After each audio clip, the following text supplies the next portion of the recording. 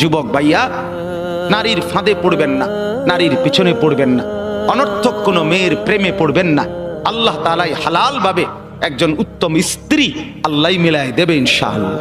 যুবক ভাইয়া, নামাজ পড়ে, নামাজ পড়ে, 5 ওয়াক্ত নামাজ পড়ে, অশ্লীলতা উলঙ্গপনা থেকে, বেহায়াপনা থেকে ছুটেন।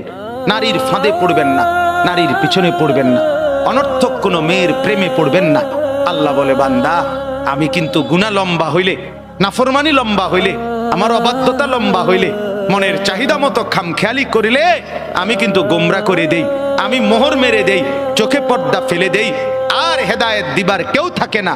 আফালা তাযাক্কারুন, আমার বান্দা উপদেশ কি নিবা না? উপদেশ গ্রহণ করবা না? তবুও তো বলেন আল্লাহকে, আল্লাহ আমরা উপদেশ নিলাম, আমরা আপনার নাফরমানি করব না, আপনার রাসূলের অবাধ্যতা করব না।